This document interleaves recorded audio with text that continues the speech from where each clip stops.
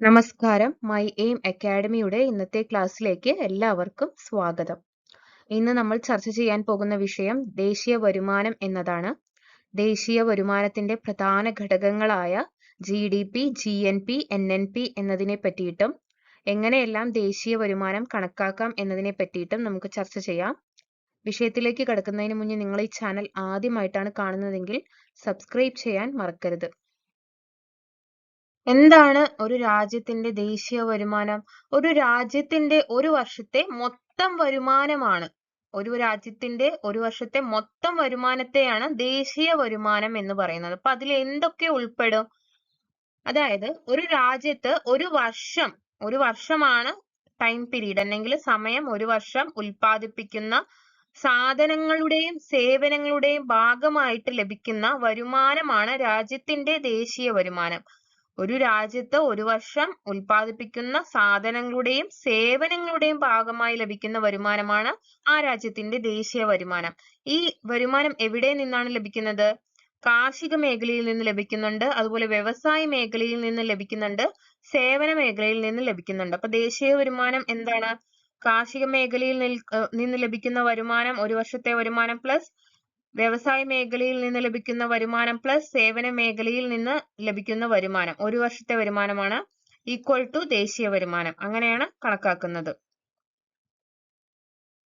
ഈ മൂന്ന് മേഖലകളിൽ നിന്നുമുള്ള ആകെ വരുമാനം കൂട്ടിയെടുത്താൽ ദേശീയ വരുമാനം ലഭിക്കും. ഒരു വർഷം ഉൽപ്പാദിപ്പിക്കുന്ന സാധനങ്ങളുടെയും സേവനങ്ങളുടെയും ആകെ മൂല്യം പണത്തിൽ കണക്കാക്കുമ്പോൾ ലഭിക്കുന്നതാണ് ആ രാജ്യത്തിന്റെ ദേശീയ വരുമാനം. അപ്പോ ഒരു വർഷം ഉൽപ്പാദിപ്പിക്കുന്ന സാധനങ്ങളുടെയും സേവനങ്ങളുടെയും ആകെ മൂല്യം കണക്കാക്കുമ്പോൾ ലഭിക്കുന്നതാണ് ആ രാജ്യത്തിന്റെ ദേശീയ വരുമാനം. അങ്ങനെ ഓരോ രാജ്യങ്ങൾക്കും ഓരോ ദേശീയ വരുമാനം ഉണ്ടാവും. അവിടെ ഉൽപ്പാദിപ്പിക്കുന്ന സാധനങ്ങളുടെയും സേവനങ്ങളുടെയും മൂല്യം പണത്തിൽ കണക്കാക്കിയാണ് ദേശീയ വരുമാനം കണ്ടെത്തുന്നത്. എന്തിനു വേണ്ടിയാണ് ദേശീയ വരുമാനം കണക്കാക്കുന്നത്? അതിന്റെ ലക്ഷ്യങ്ങൾ എന്തൊക്കെയാണ്? സമ്പദ്ഘടനയിലെ വിവിധ മേഖലകളുടെ സംഭാവന വിലയിരുത്തുന്നതിന്, അതായത് സമ്പദ്ഘടനയിൽ വിവിധ മേഖലകൾ, നമ്മൾ പറഞ്ഞല്ലോ കാർഷിക മേഖല, വ്യവസായ മേഖല, സേവന മേഖല എന്നൊക്കെ, അവയുടെയൊക്കെ സംഭാവന എത്രത്തോളം ഉണ്ടെന്ന് വിലയിരുത്തുന്നതിന് ഈ ദേശീയ വരുമാനം കണക്കാക്കേണ്ടതുണ്ട്. അതുപോലെ സമ്പത്ത് വ്യവസ്ഥ നേരിടുന്ന പ്രശ്നങ്ങൾ പഠിക്കുന്നതിന്, എന്തൊക്കെ പ്രശ്നങ്ങളാണ് സാമ്പത്തിക മേഖല നേരിടുന്നത് എന്ന് പഠിക്കുന്നതിന് വേണ്ടിയിട്ടും ദേശീയ വരുമാനം കണക്കാക്കേണ്ടതുണ്ട്. വിവിധ പദ്ധതികൾ ആസൂത്രണം ചെയ്യാനും നടപ്പിലാക്കാനും സർക്കാരിനെ സഹായിക്കുന്നതിന്. നമുക്കറിയാം, കേന്ദ്ര സർക്കാരും അതുപോലെ തന്നെ കേരള സർക്കാരും വിവിധ പദ്ധതികൾ രൂപീകരിച്ചിട്ടുണ്ട്. അവയുടെ ആസൂത്രണത്തിനും അത് നടപ്പിലാക്കാനും വേണ്ടിയിട്ട് ഈ ദേശീയ വരുമാനം എത്രയാണെന്നും എങ്ങനെയാണ് കണക്കാക്കുന്നതെന്നെല്ലാം കണക്കാക്കുന്നതിന് ലക്ഷ്യങ്ങളിൽ ഉൾപ്പെടുന്നുണ്ട്. അതായത് അവർക്ക് എത്ര സ്പെൻഡ് ചെയ്യണം, എത്ര ഇൻകം ഉണ്ട്, അതൊക്കെ കണക്കാക്കുന്നതിന് വേണ്ടിയിട്ട് ഈ ദേശീയ വരുമാനം കണക്കാക്കേണ്ടത് ആവശ്യകതയാണ്. ഉൽപാദനം, വിതരണം, ഉപഭോഗം തുടങ്ങിയ സാമ്പത്തിക പ്രവർത്തനങ്ങളുടെ പരിമിതികളും മേന്മകളും കണ്ടെത്തുന്നതിന്. ഇപ്പൊ ഉൽപാദനം, വിതരണം, ഉപഭോഗം, ഇത് മൂന്നാണല്ലോ സാമ്പത്തിക പ്രവർത്തനങ്ങൾ. ഉൽപാദിപ്പിക്കുന്ന പ്രൊഡക്ഷൻ, വിതരണം ഡിസ്ട്രിബ്യൂഷൻ, ഉപഭോഗം കൺസപ്ഷൻ. അപ്പൊ ഈ മൂന്ന് സാമ്പത്തിക പ്രവർത്തനങ്ങളുടെയും പരിമിതികളും ലിമിറ്റേഷൻസും മേന്മകളും കണ്ടെത്തുന്നതിന് വേണ്ടിയിട്ടാണ് ഈ ദേശീയ വരുമാനം കണക്കാക്കുന്നത്. ദേശീയ വരുമാനത്തിന്റെ പ്രധാന ആശയങ്ങൾ എന്തൊക്കെയാണെന്ന് നോക്കാം. ആദ്യത്തെ വരുന്നത് ഏതാണ്? മൊത്ത ദേശീയ ഉൽപ്പന്നം. മൊത്ത ദേശീയ ഉൽപ്പന്നം. ഉൽപ്പന്നം എന്ന് പറഞ്ഞാൽ എന്താണ്? പ്രോഡക്റ്റ്. അപ്പൊ നമ്മൾ ഇംഗ്ലീഷിൽ എന്ത് പറയും? Gross national product. മൊത്ത ദേശീയ ഉൽപ്പന്നം. ദേശീയ ഉൽപ്പന്നം എന്നത് ദേശീയ വരുമാനത്തിന്റെ ഒരു പ്രധാന ആശയമാണ്. രാജ്യത്ത് ഉൽപ്പാദിപ്പിക്കുന്ന അന്തിമ ഉൽപ്പന്നങ്ങൾ എന്നുള്ളത് അടിവരയിട്ട് പറയുന്നുണ്ട്. അന്തിമ ഉൽപ്പന്നങ്ങളുടെയും സേവനങ്ങളുടെയും അല്ലെങ്കിൽ എന്താണ് ഫൈനൽ ഗുഡ്സ് ആൻഡ് സർവീസ് അടിസ്ഥാനത്തിലാണ് മൊത്ത ദേശീയ ഉൽപ്പന്നം കണക്കാക്കുന്നത്. എങ്ങനെയാണ് കണക്കാക്കുന്നത്?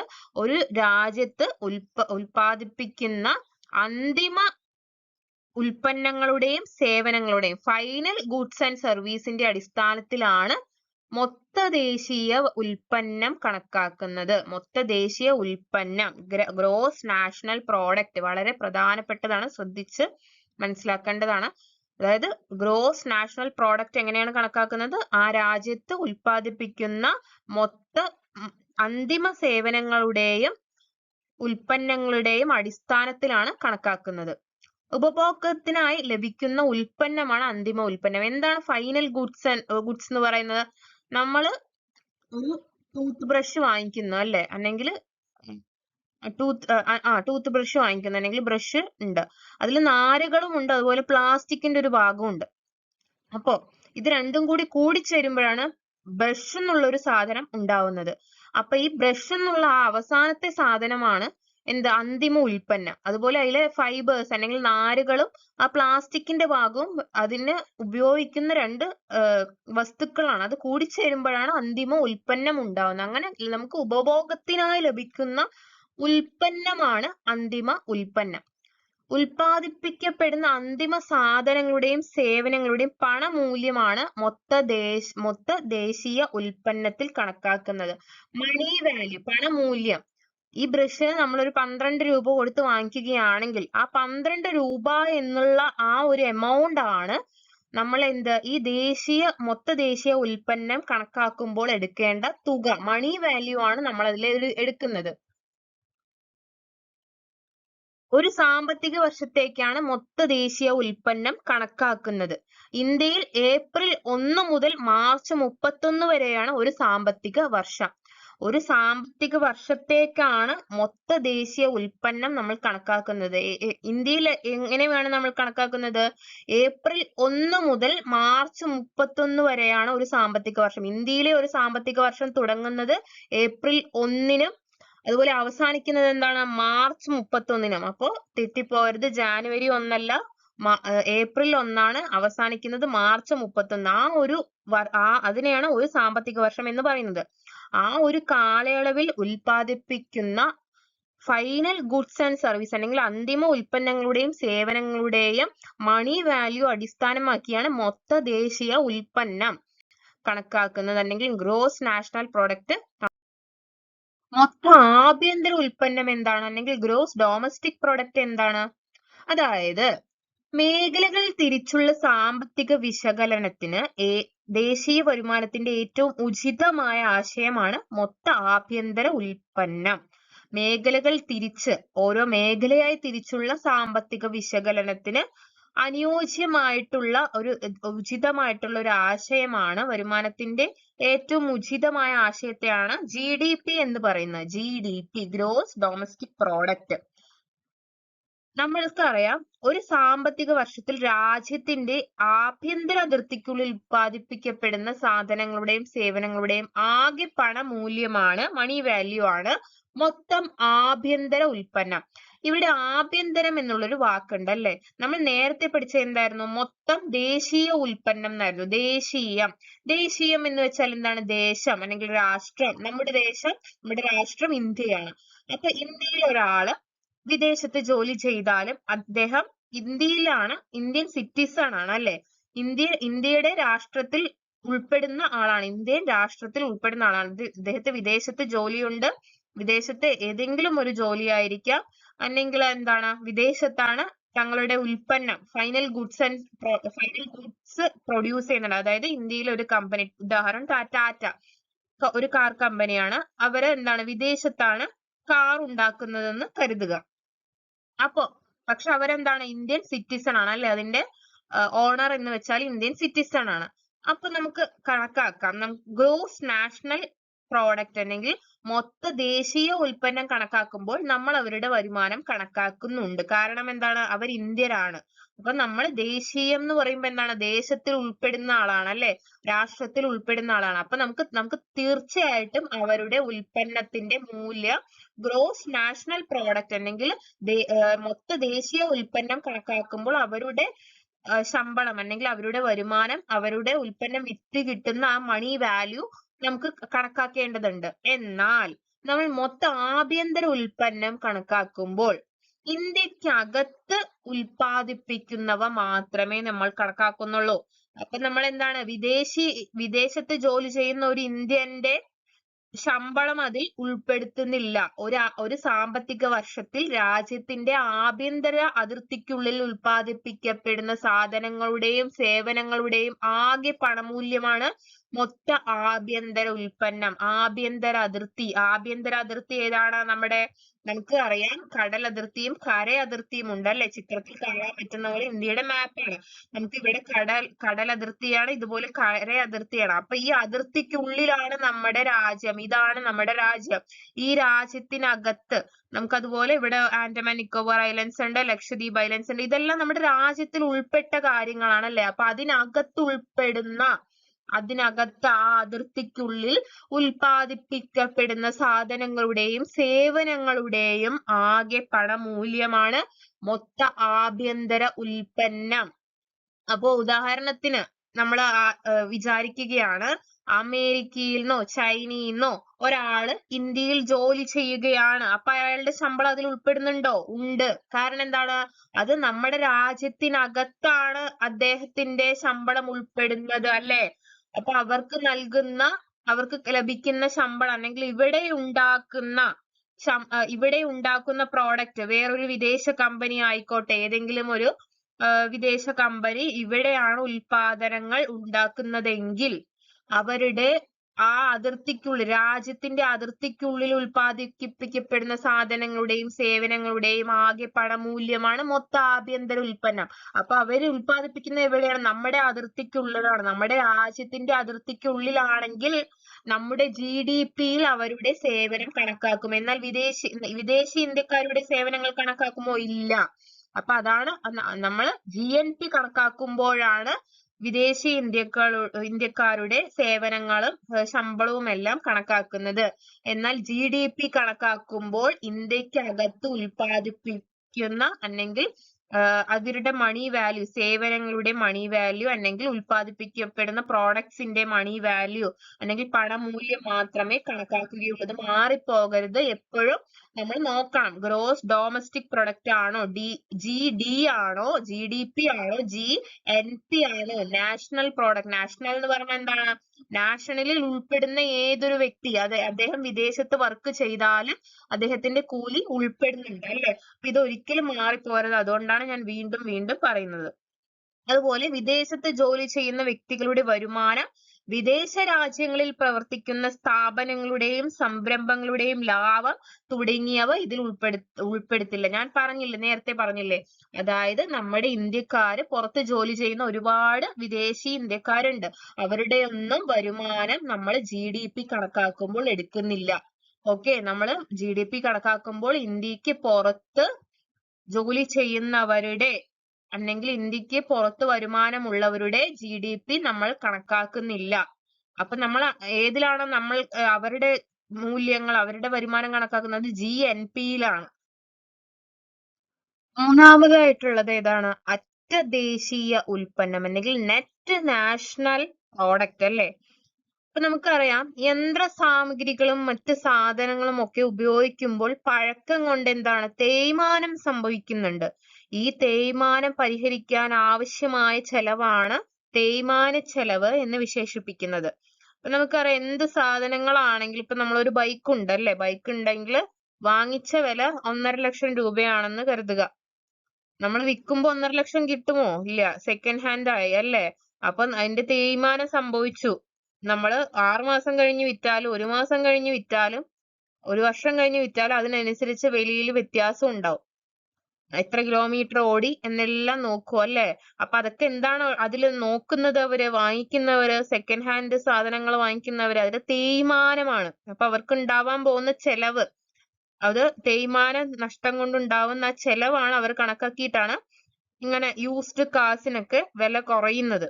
അപ്പൊ ദേശീയ വരുമാനം കണക്കാക്കുമ്പോൾ ഇത്തരം തേയ്മാന ചെലവുകൾ പരിഗണിക്കാറുണ്ട്.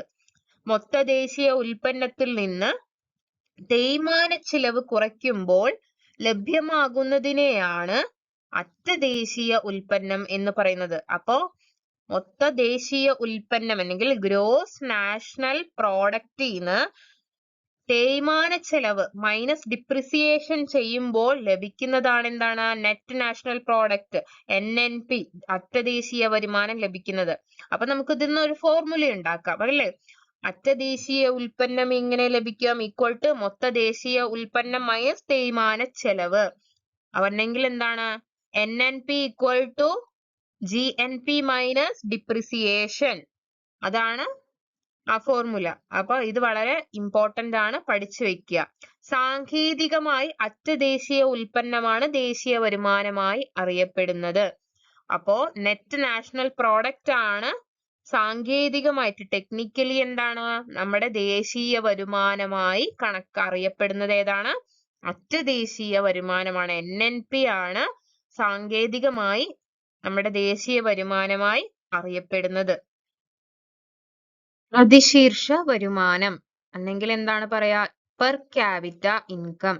ദേശീയ വരുമാനത്തെ രാജ്യത്തെ മൊത്തം ജനസംഖ്യ കൊണ്ട് ഹരിക്കുമ്പോൾ കിട്ടുന്നതാണ് പ്രതിശീർഷ വരുമാനം അല്ലെങ്കിൽ ആളോഹരി വരുമാനം. ദേശീയ വരുമാനത്തെ രാജ്യത്തെ മൊത്തം ജനസംഖ്യ കൊണ്ട് ഹരിക്കുമ്പോൾ കിട്ടുന്നതാണ് പ്രതിശീർഷ വരുമാനം അല്ലെങ്കിൽ ആളോഹരി വരുമാനം.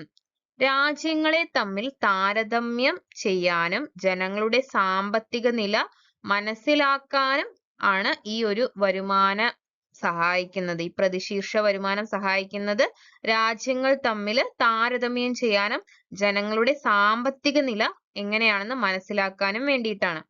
അപ്പൊ എങ്ങനെയാണ് പ്രതിശീർഷ വരുമാനം? ഈക്വൽ ടു ദേശീയ വരുമാനം ഡിവൈഡഡ് ബൈ ആകെ ജനസംഖ്യ. അപ്പൊ എന്താണ് പ്രതിശീർഷ വരുമാനം? ദേശീയ വരുമാനം ഹരിക്കണം ആകെ ജനസംഖ്യ. ഇതാണ് പ്രതിശീർഷ വരുമാനം കണ്ടെത്താനുള്ള ഫോർമുല. ദേശീയ വരുമാനം എങ്ങനെയാണ് കണക്കാക്കുന്നത്? ദേശീയ വരുമാനത്തെ അടിസ്ഥാനമാക്കിയാണ് ഒരു രാജ്യത്തിന്റെ സാമ്പത്തിക സ്ഥിതി കണക്കാക്കുന്നത്. സാമ്പത്തിക അഭിവൃദ്ധിക്ക് എന്ത് വേണം? ഉൽപാദനം വർദ്ധിപ്പിക്കേണ്ടത് അനിവാര്യമാണ്. ഉൽപാദനം വർദ്ധിപ്പിക്കുമ്പോൾ ഉൽപാദന ഘടകങ്ങൾ എന്തൊക്കെയാണ്? അവ ഭൂമി, തൊഴിൽ, മൂലധനം, സംഘാടനം എന്നിവയുടെ പ്രതിഫലവും വർദ്ധിക്കുന്നു. നമുക്കറിയാമല്ലേ? അതായത് ഉൽപാദനം വർദ്ധിപ്പിക്കുമ്പോൾ അതിന്റെ ഉൽപാദനത്തിന്റെ ഘടകങ്ങളായ ഭൂമി, തൊഴിൽ, മൂലധനം, സംഘാടനം എന്നിവയുടെ പ്രതിഫലവും വർദ്ധിക്കുന്നു. പ്രതിഫലങ്ങളായ പാട്ടം, പലിശ, കൂലിപ്പലിശ, ലാഭം എന്നിവ വർദ്ധിക്കുന്നതിന്റെ ഫലമായി ഉപഭോഗത്തിനും നിക്ഷേപത്തിനും കൂടുതൽ തുക ചെലവഴിക്കുന്നു. ഉൽപാദനം, വരുമാനം, ചിലവ് എന്നിവ പരസ്പരം ബന്ധപ്പെട്ടിരിക്കുന്നു. അപ്പൊ നമുക്ക് ഇതെല്ലാം അറിയാവുന്നതാണ്. ഒരു സാധനം നമ്മൾ വാങ്ങിക്കുന്നത് എങ്ങനെ ഓരോ ദിവസവും വില കൂടുന്നുണ്ട്. അത് എന്തുകൊണ്ടാണ്? അവയുമായി ബന്ധപ്പെട്ട ഘടകങ്ങളായ ഭൂമി, തൊഴിൽ, മൂലധനം, സംഘാടനം എന്നിവയുടെ എല്ലാം വില കൂടുന്നുണ്ട്. അപ്പൊ എന്താവും? അതിന്റെ പ്രതിഫലങ്ങൾ, അത് ഉണ്ടാക്കാനുള്ള പ്രതിഫലങ്ങളായ ലാഭം, കൂലിപ്പലിശ, പലിശ, പാട്ടം എന്നിവയും വർദ്ധിപ്പിക്കേണ്ട ആവശ്യം വരുന്നു. അപ്പൊ ഉപഭോഗത്തിനും നിക്ഷേപത്തിനും നമ്മൾ കൂടുതൽ തുക ചിലവഴിക്കേണ്ടി വരും. ദേശീയ വരുമാനം കണക്കാക്കുന്നതിന് 3 രീതികളാണുള്ളത്. ഉൽപാദന രീതിയുണ്ട്, വരുമാന രീതിയുണ്ട്, അതുപോലെ ചിലവ് രീതിയുണ്ട്. ആദ്യത്തെ ദേശീയ വരുമാനം കണക്കാക്കാൻ ഉപയോഗിക്കുന്നത് ഉൽപാദന രീതിയിലൂടെയാണ് അല്ലെങ്കിൽ പ്രൊഡക്ഷൻ മെത്തേഡിലൂടെയാണ്. പ്രാഥമിക, ദ്വിതീയ, തൃതീയ മേഖലകളിൽ ഉൽപ്പാദിപ്പിക്കപ്പെടുന്ന സാധനങ്ങളുടെയും സേവനങ്ങളുടെയും ആകെ പണമൂല്യം കണ്ടെത്തി ദേശീയ വരുമാനം കണക്കാക്കുന്ന രീതിയാണ് ഉൽപാദന രീതി. മുൻ ക്ലാസ്സുകളിൽ എന്തൊക്കെയാണ് പ്രാഥമിക, ദ്വിതീയ, തൃതീയ മേഖലകൾ എന്ന് പഠിച്ചിരുന്നു. അപ്പോൾ ഈ മേഖലകളിൽ ഉൽപ്പാദിപ്പിക്കപ്പെടുന്ന സാധനങ്ങളുടെയും സേവനങ്ങളുടെയും ആകെയുള്ള പണമൂല്യം കണ്ടെത്തിയാണ് ദേശീയ വരുമാനം കണക്കാക്കുന്നത്. ഇങ്ങനെയുള്ള രീതിയെ എന്ത് പറയും? ഉൽപാദന രീതി അല്ലെങ്കിൽ പ്രൊഡക്ഷൻ മെത്തേഡ് എന്ന് പറയും. ദേശീയ വരുമാനത്തിൽ വിവിധ മേഖലകളുടെ പങ്കാളിത്തം എത്രത്തോളം ഉണ്ടെന്നും ഏതു മേഖലയ്ക്കാണ് കൂടുതൽ സംഭാവന ചെയ്യുന്നതെന്നും വിലയിരുത്താൻ ഉൽപാദന രീതി സഹായകമാണ്. അപ്പോൾ ഓരോ മേഖലയുടെയും പങ്കാളിത്തം എത്രത്തോളം ഉണ്ടെന്നും ഏത് മേഖലയാണ് കൂടുതൽ സംഭാവന ചെയ്യുന്നതെന്നും അതായത് ദേശീയ വരുമാനത്തിൽ ഏതു മേഖലയാണ് കൂടുതൽ സംഭാവന ചെയ്തതെന്നും കണ്ടെത്താൻ ഈ ഒരു രീതി ഉപകാരപ്രദമായി കാണുന്നതാണ്. അടുത്തതാണ് വരുമാന രീതി അല്ലെങ്കിൽ ഇൻകം മെത്തേഡ്. ഉൽപാദന ഘടകങ്ങൾക്ക് ലഭിക്കുന്ന പ്രതിഫലമാണ് വരുമാനം എന്നറിയാമല്ലോ. ഉൽപാദന ഘടകങ്ങളിൽ നിന്ന് ലഭിക്കുന്ന പാട്ടം, വേതനം, പലിശ, ലാഭം എന്നിവയുടെ അടിസ്ഥാനത്തിൽ ദേശീയ വരുമാനം കണക്കാക്കുന്ന സമ്പ്രദായമാണ് വരുമാന രീതി. അതായത് ഉൽപാദന ഘടകങ്ങൾക്ക് ലഭിക്കുന്ന പ്രതിഫലം എന്തൊക്കെയാണ്? പാട്ടം, വേതനം, പലിശ, ലാഭം.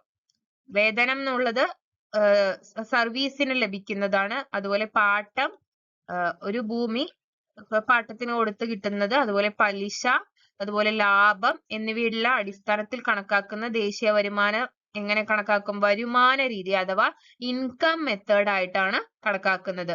ഓരോ ഉൽപാദന ഘടകത്തിന്റെയും ദേശീയ വരുമാനത്തിനുള്ള സംഭാവന വേർതിരിച്ചറിയാൻ ഈ രീതിയിലൂടെ സാധ്യമാണ്. ഓരോ ഉൽപാദന ഘടകത്തിന്റെയും ദേശീയ വരുമാനത്തിലുള്ള സംഭാവന തിരിച്ചറിയാൻ ഈ ഒരു രീതിയിലൂടെ സാധ്യമാവുന്നുണ്ട്. മൂന്നാമത്തെ രീതിയാണ് ചെലവ് രീതി അല്ലെങ്കിൽ എക്സ്പെൻഡിച്ചർ മെത്തേഡ്. ഒരു വർഷത്തിൽ വ്യക്തികളും സ്ഥാപനങ്ങളും സർക്കാരും ആകെ ചിലവഴിക്കുന്ന തുക കണ്ടെത്തുക വഴി ദേശീയ വരുമാനം കണക്കാക്കുന്നതാണ് ചിലവ് രീതി. എങ്ങനെയാണ്? ഒരു വർഷത്തിൽ വ്യക്തികളും സ്ഥാപനങ്ങളും സർക്കാരും ആകെ ചിലവഴിക്കുന്ന തുക കണ്ടെത്തുക വഴി ദേശീയ വരുമാനം കണക്കാക്കുന്ന രീതിയാണ് ചിലവ് രീതി എന്ന് പറയുന്നത്. സാമ്പത്തിക ശാസ്ത്രത്തിൽ സാധനങ്ങളും സേവനങ്ങളും വാങ്ങുന്ന ചെലവിനോടൊപ്പം നിക്ഷേപവും ചെലവായാണ് കണക്കാക്കുന്നത്. ഉപഭോഗ ചെലവും അതായത് കൺസപ്ഷൻ എക്സ്പെൻഡിച്ചറും നിക്ഷേപ ചെലവും ഇൻവെസ്റ്റ്മെന്റ് എക്സ്പെൻഡിച്ചറും സർക്കാർ ചിലവും ഗവൺമെന്റ് എക്സ്പെൻഡിച്ചറും കൂടി ചേരുമ്പോഴാണ് ആകെ ചിലവ് ലഭിക്കുന്നത്. അപ്പൊ consumption plus investment plus government expenditure equal to മൊത്തത്തിലുള്ള എക്സ്പെൻഡിച്ചർ. അങ്ങനെയാണ് ചിലവ് ലഭിക്കുന്നത്, ആകെയുള്ള ചിലവ് ലഭിക്കുന്നത്. അങ്ങനെ ഒരു വർഷത്തിൽ വ്യക്തികളും സ്ഥാപനങ്ങളും സർക്കാരും ചിലവഴിക്കുന്ന തുക മുഴുവൻ കണ്ടെത്തുന്ന ദേശീയ വരുമാനത്തെയാണ് ചെലവ് രീതി അല്ലെങ്കിൽ എക്സ്പെൻഡിച്ചർ മെത്തേഡ് എന്ന് പറയുന്നത്.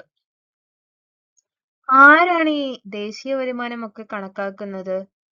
ഇന്ത്യയുടെ ദേശീയ വരുമാനം കണക്കാക്കുന്നതിനുള്ള ഏജൻസിയാണ് സെൻട്രൽ സ്റ്റാറ്റിസ്റ്റിക്കൽ ഓഫീസ്, CSO എന്നാണ് പറയുന്നത്. മുഖ്യമായും സർക്കാരിന്റെ ആസൂത്രണ വികസന പ്രവർത്തനങ്ങൾക്ക് വേണ്ടിയിട്ടാണ് CSO കണക്കെടുപ്പ് നടത്തുന്നത്. എന്തിനു വേണ്ടിയിട്ടാണ്? സർക്കാരിന്റെ ആസൂത്രണ വികസന പ്രവർത്തനങ്ങൾക്ക്. ജനങ്ങൾ ഏർപ്പെട്ടിരിക്കുന്ന തൊഴിലുകളുടെയും തൊഴിൽ മേഖലകളുടെയും സ്ഥിതി മനസ്സിലാക്കാനാണ് CSOയുടെ ദേശീയ വരുമാന കണക്കുകൾ സഹായിക്കുന്നത്. അപ്പൊ ജനങ്ങൾ ഏത് തൊഴിലിലാണ് ഏർപ്പെട്ടിരിക്കുന്നത്, ഏത് തൊഴിൽ മേഖലയിലാണ് വരുമാനം ലഭിക്കുന്നത് എന്നൊക്കെ മനസ്സിലാക്കുന്നതിനാണ് മേഖലകളുടെ വരുമാന സ്ഥിതി മനസ്സിലാക്കാൻ വേണ്ടിയിട്ടുമാണ് CSO ഈ ദേശീയ വരുമാന കണക്കുകൾ നടത്തുന്നത്. അതുപോലെ നമ്മൾ നേരത്തെ പറഞ്ഞ പോലെ 3 രീതിയിലൂടെയാണ് ഇന്ത്യയിൽ ദേശീയ വരുമാനം കണ്ടെത്തുന്നവ ഏതൊക്കെയാണ്? ഉൽപാദന രീതിയിലും വരുമാന രീതിയിലും ചെലവ് രീതിയിലും. അങ്ങനെ 3 രീതിയിലൂടെയാണ് ദേശീയ വരുമാനം കണക്കാക്കാൻ ഉപയോഗിക്കുന്നത്. എന്തൊക്കെ പ്രശ്നങ്ങളാണ് ദേശീയ വരുമാനം കണക്കാക്കുന്നതിനുണ്ടാവുന്നതെന്ന് നോക്കുമ്പോൾ ആദ്യമായിട്ട് വരുന്നത് വിശ്വാസയോഗ്യമായ സ്ഥിതിവിവര കണക്കിന്റെ അഭാവമാണ്. അപ്പൊ ദേശീയ വരുമാനം കണക്കാക്കുന്നതിന് എന്താണ്? വിഷമം ഉണ്ടാവുന്നുണ്ട്. അതുപോലെ ഉൽപാദന പ്രക്രിയയുടെ വിവിധ ഘട്ടങ്ങളിലൂടെ കടന്നു പോകുമ്പോൾ ഒന്നിലധികം പ്രാവശ്യം സാധനങ്ങളുടെയും സേവനങ്ങളുടെയും പണമൂല്യം കണക്കാക്കുന്നുണ്ട്. അതായത് ഉൽപാദന പ്രക്രിയയിൽ വിവിധ ഘട്ടങ്ങളുണ്ടല്ലോ, അതിലൂടെ കടന്നു പോകുമ്പോൾ ഒന്നിലധികം പ്രാവശ്യം സാധനങ്ങളുടെയും സേവനങ്ങളുടെയും പണമൂല്യം കണക്കാക്കപ്പെടുന്നുണ്ട്. വീട്ടമ്മമാരുടെ ഗാർഹിക ജോലി ദേശീയ വരുമാനത്തിൽ കണക്കാക്കുന്നില്ല. വീട്ടമ്മമാരുടെ ഗാർഹിക ജോലി ദേശീയ വരുമാനത്തിൽ കണക്കാക്കുന്നില്ല. അതുപോലെ സ്വന്തം ഉപഭോഗത്തിന് മാത്രം ഉൽപ്പാദിപ്പിച്ചെടുക്കുന്നത് ദേശീയ വരുമാനം കണക്കാക്കുമ്പോൾ പരിഗണിക്കാറില്ല. ഉദാഹരണത്തിന് വീട്ടിൽ ഒരു അടുക്കളത്തോട്ടം ഉണ്ടെന്ന് കരുതുക. അവിടെ ഉണ്ടാവുന്ന പച്ചക്കറികളോ പഴങ്ങളോ ഒന്നും ഈ ദേശീയ വരുമാനം കണക്കാക്കുമ്പോൾ ഇതൊന്നും കണക്കിലെടുക്കുന്നില്ല. അപ്പൊ ഇവിടെ ഉൽപ്പാദിപ്പിക്കുന്നതൊന്നും, സ്വന്തം ആവശ്യങ്ങൾക്ക് വേണ്ടി ഉൽപ്പാദിപ്പിക്കുന്നതൊന്നും കണക്കിലെടുക്കുന്നില്ല എന്നുള്ളതാണ്. ജനങ്ങളുടെ നിരക്ഷരതയും അറിവില്ലായ്മയും സ്ഥിതിവിവരക്കണക്കിന് എടുക്കുന്നതിന് തടസ്സം സൃഷ്ടിക്കുന്നുണ്ട്. അതായത് ജനങ്ങൾക്ക് അറിവില്ലായ്മ ഉണ്ടാവും. അപ്പോ അങ്ങനെ ഉണ്ടാവുമ്പോ ഈ കണക്കെടുപ്പൊക്കെ അതിനെ ബാധിക്കുന്നുണ്ട്. അതുപോലെ സേവനങ്ങളുടെ പണമൂല്യം കണക്കാക്കുന്നതിനുള്ള പ്രായോഗിക ബുദ്ധിമുട്ട് ശരിയായ ദേശീയ വരുമാനം കണക്കാക്കുന്നതിനെ ബാധിക്കുന്നു. സേവനങ്ങളുടെ പണമൂല്യം കണക്കാക്കുന്നതിനുള്ള പ്രായോഗിക ബുദ്ധിമുട്ട് ഈ ദേശീയ വരുമാനം കണക്കാക്കുന്നതിനെ ബാധിക്കുന്നുണ്ട്. ഉപഭോക്താക്കൾ അവരുടെ ചിലവ് കൃത്യമായി രേഖപ്പെടുത്തി സൂക്ഷിക്കാറില്ല. അപ്പൊ എത്ര ചിലവാക്കി എന്നുള്ളത് ഉപഭോക്താവ് കണക്ക് സൂക്ഷിക്കാതിരിക്കുന്നതും ദേശീയ വരുമാനത്തെ ബാധിക്കുന്നുണ്ട്. ഇന്നത്തെ ക്ലാസ് ഇഷ്ടമായെങ്കിൽ നിങ്ങൾ തീർച്ചയായിട്ടും വീഡിയോ ലൈക്ക് ചെയ്യുക. നിങ്ങളുടെ അഭിപ്രായങ്ങളും നിർദ്ദേശങ്ങളും സംശയങ്ങളും എല്ലാം കോമന്റ് ചെയ്യാൻ മറക്കരുത്. അതുപോലെ ഈ ക്ലാസ് ബാക്കിയുള്ള നിങ്ങളുടെ ഫ്രണ്ട്സിനെല്ലാം ഷെയർ ചെയ്യുക. ചാനൽ സബ്സ്ക്രൈബ് ചെയ്യുക. അപ്പോൾ വീണ്ടും ഇനി ഒരു പുതിയ ക്ലാസ്സിൽ പുതിയൊരു ടോപ്പിക്കുമായി കാണുന്നത് വരേക്കും എല്ലാവർക്കും നന്ദി, നമസ്കാരം.